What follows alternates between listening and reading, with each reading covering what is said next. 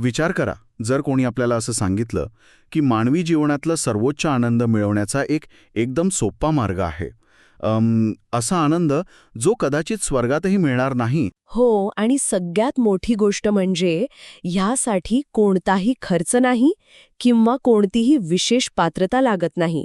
अगदी बरोबर. यासाठी आपल्याला फक्त आपले हात आणि आपला आवाज वापरायचा आहे. आजच्या आपल्या या सखोल विश्लेषणात आपण अशाच एका गूढ पण क्रांतिकारी दाव्याचा वेध घेणार आहोत. हा दावा खरंच खूप चक्रावून टाकणार आहे, कारण आपली साधारण अशी समजूत असते की जेवढं मोठं ध्येय तेवढाच तो मिळवण्याचा मार्ग कठीण आणि खडतर असला पाहिजे. खरंय, आपण नेहमी असाच विचार करतो. पण आज आपण ज्या स्रोताचं विश्लेषण करणार आहोत ना, तो या सर्वसाधारण समजुतीला पूर्णपणे छेद देतो. तसं पाहिलं तर आजचा आपला मूळ स्रोत तुका या लेखकाने रचलेली 5 चरणांची एक अत्यंत प्रभावी अशी प्राचीन काव्यरचना आहे, ज्याला आपण अभंग म्हणतो. आणि या रचनेचं उद्दिष्ट खूप स्पष्ट आहे, म्हणजे मुक्ती आणि सर्वोच्च आनंद अत्यंत साध्या कृतीतून कसा मिळवायचा याचं हे एक सूत्रच आहे. हो, आणि म्हणूनच आजची ही चर्चा खूप महत्त्वाची ठरणार आहे, कारण आजच्या या धावपळीच्या आणि तणावग्रस्त जगात आपण सर्वजण कुठल्या ना कुठल्या मार्गाने शांतता शोधत आहोत. अगदी. ही रचना आजच्या काळात किती समर्पक आहे आणि या अत्यंत साध्या वाटणाऱ्या शब्दांमागे कोणतं मानसशास्त्रीय किंवा आध्यात्मिक विज्ञान दडलंय हे उलगडणं हेच आपलं आजचं मिशन आहे. नक्कीच. मला वाटतं आपण थेट सुरुवातीपासूनच बघूया. हो, मी जेव्हा या स्रोताचा अभ्यास करत होतो ना, तेव्हा सर्वात पहिली जी गोष्ट माझ्या लक्षात आली ती म्हणजे या लेखकाची सुरुवात करण्याची पद्धत. म्हणजे तो थेट उपदेश करत नाही याबद्दल म्हणताय का तुम्ही? अगदीच तेच. तो थेट मुद्द्याला हात घालत नाही.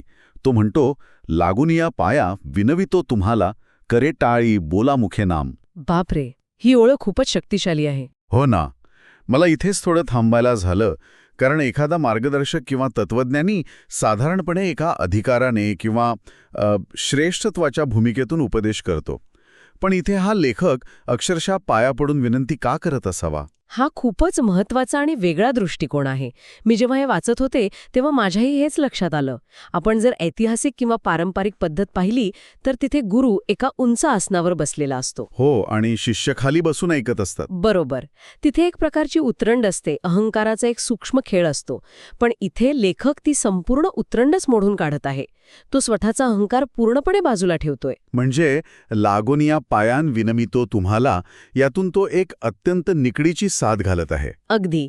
अनेकदा कसं असतं, जेव्हा एखादी गोष्ट खूप सोपी असते ना, तेव्हा लोक त्याकडे दुर्लक्ष करतात किंवा त्याची म्हणावी तशी किंमत ठेवत नाहीत. हे तर आहे. म्हणजे हे इतकं सोपं कसं असू शकतं असा अविश्वास लोकांमध्ये असतो. हो, आणि म्हणूनच कदाचित या सोप्या मार्गाचं महत्त्व पटवून देण्यासाठी त्याला ही अत्यंत नम्र आणि आर्जवी भूमिका घ्यावी लागली असावी. मलाही पटतंय. म्हणजे माणसाचा अहंकार अनेकदा साध्या गोष्टी स्वीकारायला तयार नसतो. त्याला वाटतं की मुक्ती मिळवायची असेल तर काहीतरी महाभयंकर कठीण तपश्चर्याच केली पाहिजे. पण मग हा लेखक जे उपाय सांगतोय ते तर त्याहूनही साधे आहेत. तेच तर. तो म्हणतो, करे टाळी बोला मुखे नाम. म्हणजे हाताने टाळी वाजवणं आणि मुखाने नामस्मरण करणं. बरोबर. प्रामाणिकपणे सांगायचं तर टाळी वाजवणं ही कृती मला थोडीशी वरवरची वाटते किंवा अगदीच सामान्य वाटते. मुक्तीच्या प्रवासात या साध्या शारीरिक कृतीचा खरंच इतका मोठा सहभाग असू शकतो का? तसं वाटणं स्वाभाविक आहे, पण ती केवळ एक प्रतिकात्मक कृती अजिबात नाहीये. त्यामागे एक अत्यंत सखोल यंत्रणा काम करत असते. अच्छा, ती कशी काय? आपण जर मानवी मनाचा विचार केला तर सर्वात कठीण गोष्ट कोणती असते? वर्तमान क्षणात जगणं. मन सतत भूतकाळातील पश्चाताप आणि भविष्यातील चिंता यांच्याच हेलकावे खात असतं. अगदी बरोबर. आणि जेव्हा तुम्ही नुसतंच डोळे मिटून ध्यान करण्याचा प्रयत्न करता तेव्हा अनेकदा मन जास्त भरकटतं. हो, विचार जास्त येतात. पण जेव्हा तुम्ही टाळी वाजवता तेव्हा ती एक पूर्णपणे शारीरिक आणि साक्षात कृती असते. हातांच्या तळव्यांवर होणारा तो आघात, त्यातून निर्माण होणारा आवाज. हां, म्हणजे तो आवाज आणि तो स्पर्श आपल्याला वर्तमानात खेचून आणतो. एक्झॅक्टली. तो तुम्हाला त्या क्षणात खेचून आणतो. आणि त्याचवेळी जेव्हा तुम्ही मुखाने नाम घेता तेव्हा तुमची वाचा आणि श्रवणेंद्रियही त्यात गुंततात. बापरे.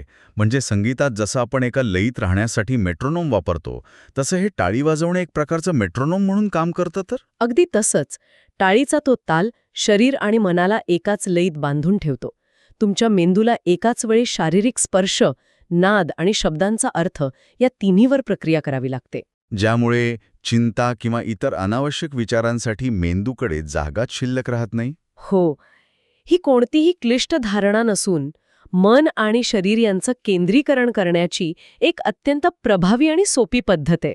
हे खरंच चक्रावून टाकणार आहे. म्हणजे आपण ज्या कृतीला केवळ एक धार्मिक सवय मानतो ती प्रत्यक्षात एक प्रकारची कॉग्निटिव्ह अँकरिंग पद्धत आहे. बरोबर.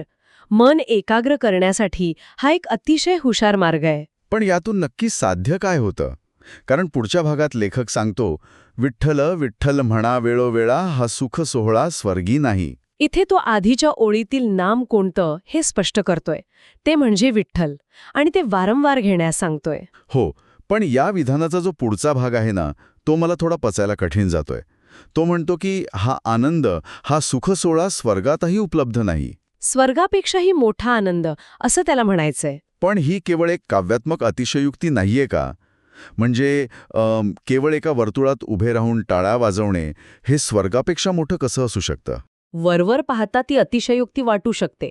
पण जर आपण त्या शब्दांच्या मुळाशी गेलो तर त्यातील खरा अर्थ उलगडतो. म्हणजे नक्की काय? जगातील बहुतांश तत्वज्ञानांमध्ये स्वर्ग ही एक अशी जागा मानली गेली आहे जी तुम्हाला मृत्यूनंतर मिळते. तो तुमच्या चांगल्या कर्मांचा एक प्रकारचा रिवॉर्ड आहे. बरोबर.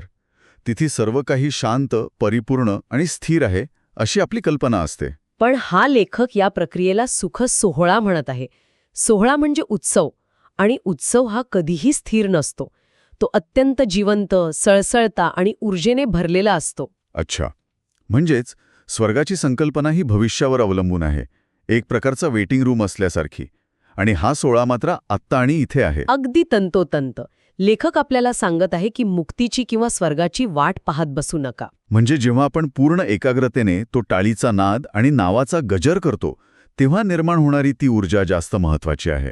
हो, तो जिवंत अनुभव इतका परमोच्च असतो की मृत्यूनंतर मिळणारा तो शांत आणि स्थिर स्वर्गही या उत्सवापुढे फिक्का वाटू लागतो. बापरे, हे खूपच सुंदर आहे. म्हणजे अंतिम मुक्कामापेक्षा त्या दिशेने टाकलेलं हे पाऊलच, हा प्रवासच स्वतःत एक सर्वोच्च आनंद आहे. आणि हाच तो सुख सोहळा आहे जो स्वर्गातही नाही, कारण तो आत्ता या क्षणी अनुभवता येतो. ध्येयापर्यंत पोचण्यापेक्षा प्रवासातील तो क्षणच जगणे महत्वाचे आहे.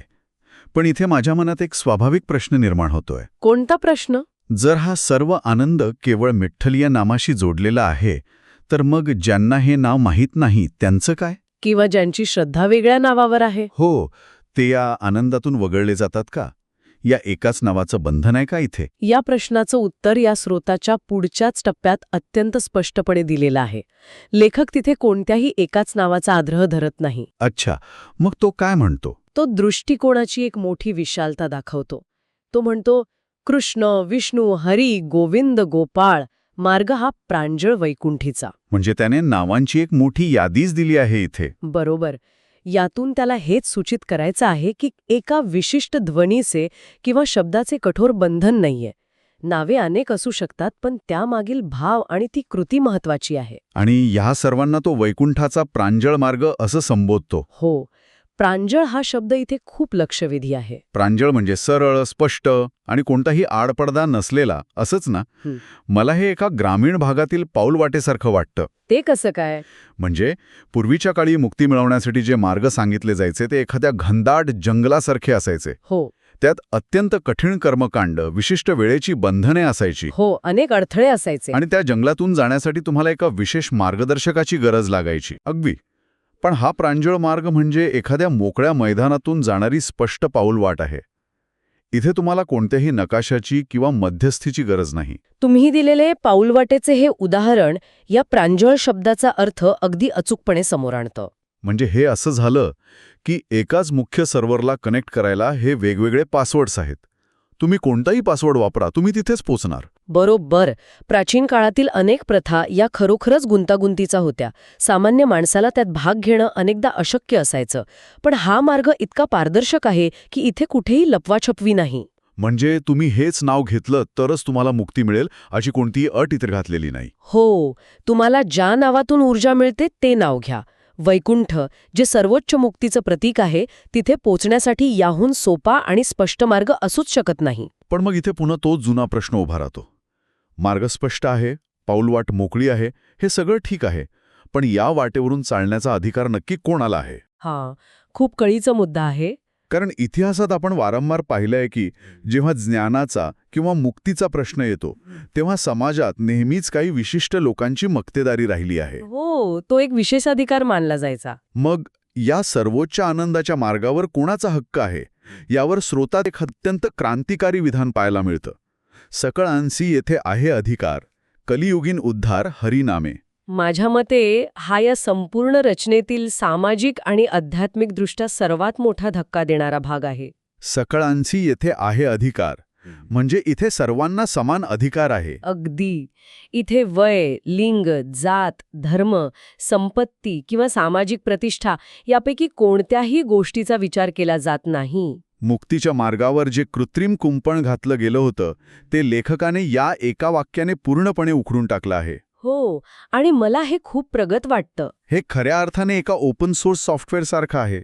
म्हणजे पूर्वी मुक्ती आणि ज्ञान हे क्लोज्ड सिस्टीम होते. हो, काही ठराविक लोकांकडेच त्याचे VIP ॲक्सेस राईट्स असायचे.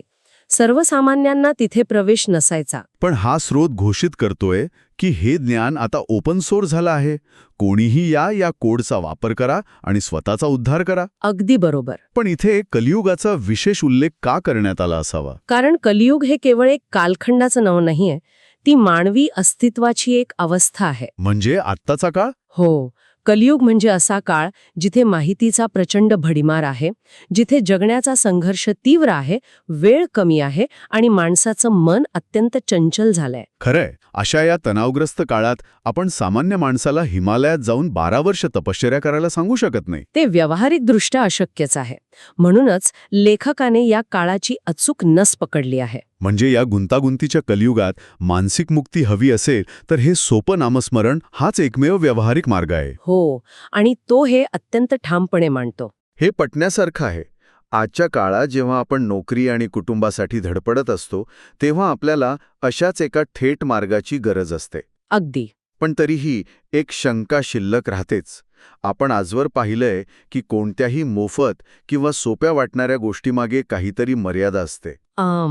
म्हणजे याचा अंतिम परिणाम काय आहे असा प्रश्न पडतो ना? हो, या साध्या कृतीतून नक्की निष्पन्न काय होतं यावर लेखक शेवटी एक मोठा खुलासा करतो. तो म्हणतो, तुका म्हणे नामापाशी चारी मुक्ती ऐसे बहुता ग्रंथी बोलियेले. इथे आता स्वतः लेखक, ज्याचं नाव तुका आहे, तो स्वतःची नाममुद्रा उमटवतो. तो दावा करतो की केवळ या एका नामाजवळ 4 प्रकारच्या मुक्ती उपलब्ध आहेत. स्रोतात त्या 4 मुक्तींची नावे दिलेली नाहीयेत ना? नाही, नावे वेगळी दिलेली नाहीयेत, पण यातून लेखकाला हे सांगायचंय की मुक्तीचं जेवढे सर्वोच्च आणि परिपूर्ण प्रकार मानले गेले आहेत ते सगळे केवळ या एकाच कृतीतून मिळतात. पण हे प्रत्यक्षात कसं काम करतं? म्हणजे केवळ टाळी वाजवून आणि नाव घेऊन मुक्ती कशी मिळू शकते? मुक्ती म्हणजे नेमकं काय आहे हे आजच्या संदर्भात आपण कसं समजून घ्यायचंय? आजच्या संदर्भात मुक्ती म्हणजे केवळ जन्ममृत्यूच्या फेऱ्यातून सुटणे एवढाच अर्थ होत नाही. मानसिक पातळीवर विचार केला तर मुक्ती म्हणजे आपल्या अवास्तव अपेक्षांमधून सुटका. हां, सततच्या चिंतेतून सुटका? हो, आपल्या अहंकारातून सुटका आणि आपल्या मनातील सतत चालणाऱ्या गदारोळातून सुटका. म्हणजे जेव्हा माणूस पूर्णपणे एकाग्र होऊन त्या नामात आणि टाळीच्या लयीत समरस होतो तेव्हा तो काही काळासाठी होईना या सर्व मानसिक बंधनांमधून मुक्त होतो. त्याला एक प्रकारची असीम शांतता मिळते. आणि हीच ती खरी मुक्ती. अगदी. आणि या कृतीत एवढी ताकद आहे की ती मुक्तीच्या सर्व अवस्था एकाच ठिकाणी मिळवून देते. हे तर एखाद्या all in one subscription package सारखं झालं. एकच कृती करा आणि सर्व प्रकारच्या मुक्ती मिळवा. आणि या दाव्याला पुष्टी देण्यासाठी तो आणखी एक महत्वाची गोष्ट जोडतो. ऐसे बहुता ग्रंथीम बोलियेले. बरोबर. हो, तो केवळ माझ्यावर विश्वास ठेवा असं म्हणत नाहीये. तो त्याला एका मोठ्या परंपरेचा आधार देतोय. हां, एक प्रकारचा प्राचीन पियर रिव्ह्यूच आहे. तो सांगतोय की अनेक प्राचीन ग्रंथांनीही अनेक वर्ष अभ्यास करून जो निष्कर्ष काढला आहे तोच मी या अत्यंत साध्या सूत्रात मांडत आहे.